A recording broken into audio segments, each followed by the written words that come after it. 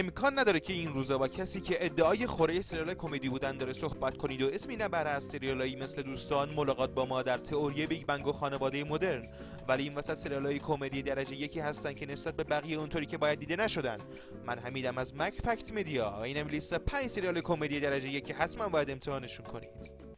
شماره 5 اداره، نسخه بریتانیایی. داستان سریال خیلی ساده است، زندگی کارمندای اداره و رابطه هاشون، اما سادگی پلات باعث نشده که اداره از بقیه عقب بمونه. ساختار سریال و فیلمنامه‌اش اونو از بقیه کمدیای هم‌نوعش متمایز میکنه. اداره شبیه یه مستند ساخته شده که سریالای زیادی داشتیم که این شیوه رو برای ساخت انتخاب کردن، ولی اداره تونست به بهترین نحو و بهتر از هر سریالی از این قالب استفاده کنه. کاری که اداره کرده اینی که حتی یه جوک هم نداره، برخلاف بقیه سریال‌های کمدی، بلکه با استفاده از بازسازی موقعیت‌های مشابه زندگی واقعی سعی میکنه بخندونه. همه چی تو سریال حس واقعیت رو میده. شاید حتی برای همین بار اول که سریال رو میبینید نتونید بخندید، ولی به محض اینکه فضا و هدف سریال رو درک کنید خنده امونتون نمیده. محبوبیت این سریال باعث شد تا آمریکایی‌ها امتیاز سریال رو بخرن و نسخه خودشون رو بسازن. سریال تونست 2 تا جایزه گلدن گلوب به دست بیاره، اونم فقط در طول 2 فصلی که پخش شد. اگر جوایز براتون اهمیتی نداره، بهتره بگم هنرمندایی مثل متیو پری یا همون چندلر بینگ دوست داشتنی سریال دوستان، بن استیلر، هیو جکمن، همه از طرفدارای پرپاورس این سریالن.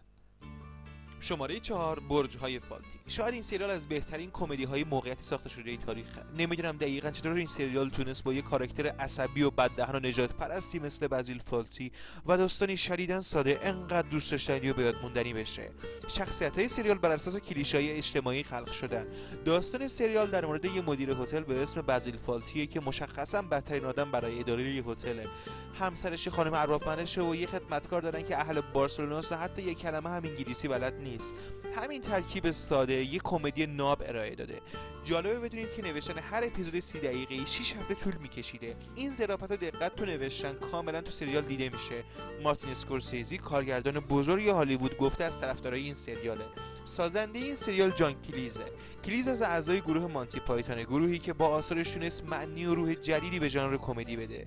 پس شانس اقامت 12 اپیزودی تو هتلی با کارکنای خوب اما یه مدیر روانپریشو از دست ندید. شماره 3 بلک بوکس. این سریال برای خودش پدیده عجیبیه. دیلن موران بعد از بازی توی یه سریال و یه فیلم این سریال رو نوشت، اثری که تا همین امروز از خوش ساخت‌ترین کمدی‌های بریتانیا به حساب میاد. کاراکتر اصلی این سریال میتونه به تنهایی دلیلی برای تماشای این سریال باشه. یه صاحب کتاب فروشی که از دنیا سیر شده و حال هیچی نداره، حتی حاضر نیست کتاب بفروشه که بعداً مجبور نشه جاش کتاب سفارش بده. داستان حول محور این کتاب فروش و دوستش و همکار احساساتیش میچرخه. شوخی‌های این سریال واقعاً تازن، امکان نداره که بتونید حتی یکی از اونا رو پیش بینی کنید. سریال موفق شد 2 تا جایزه بفتا در طول پخش 3 فصلش بگیره. توی این سریال بازیگرای زیادی مثل نیک فراست، سایمون پگ، مارتین فریمن به عنوان بازیگر مهمان حضور دارن. پس تماشای این کاراکترهای یونیک با اتفاقات عجیب پیرامونشون رو بهتون پیشنهاد میکنم. کاراکترایی که حتما هر کس تو زندگیش حداقل یه بار ملاقاتشون کرده. شماره 2 بلک ادر. بدون شک با دیدن قیافه این مرد اولین کلمه‌ای که به ذهنتون میرسه مستر بینه، ولی جالبه بدونید که روان اتکینسون بازیگر این کاراکتر، ریچارد کورتیس نویسنده این سریال، قبل از اینکه با مستر بین به شهرت جهانی برسن با سریال بلک ادر تو اروپا شناخته میشدن. این سریال 4 فصلی تو هر فصلش بخشی از تاریخو به حجم میکشه. طراحی کاراکترها اونقدر هوشمندانه است که حتی با مقیاس امروزی هم یونیک به نظر میاد. جوک‌ها همه تیز و عمیقن و با اجرای خاص بازیگرای سریال معنی جدیدی به خودشون گرفتن. هر فصل این سریال داستانی مجزا و کاراکترهای تقریبا مرتبط به فصل قبل رو تعریف میکنه. پس راحت میتونید از هر فصلی که دلتون خواست شروع کنید و لذت ببرید.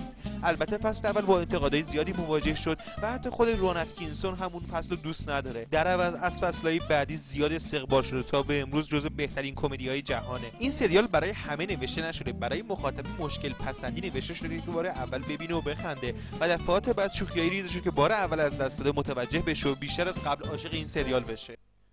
شماره 1 کاپلینگ.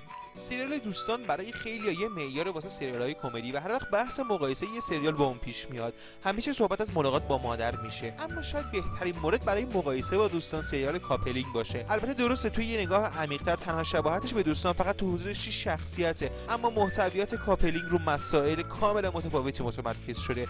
شاید بهترین کاراکتر دیولپمنت در بین سیتکام‌ها متعلق به این سریال باشه، از اونجایی که تونست فقط تو 28 قسمت کاری کنه که به کاراکترها وابسته بشیم و عاشقشون بشیم و کامل درکشون کنیم. شوخی ها همه تیز و مهندسی شده و عمیقن. استیون مافت خالق این سریال که سالها بعد مجموعه موفق شرلوک رو خلق کرد، تک تک اپیزودهای این سریال بی همتا رو نوشته. کاپلینگ برخلاف بقیه کمدی‌ها از روایت داستان خطی استفاده نمی‌کنه و روش‌های مختلفی برای روایت به کار میبره که مثلش تو سریال‌های کمدی دیده نشده. غیر قابل تصوره اگه یه نفر از این سریال خوشش نیاد.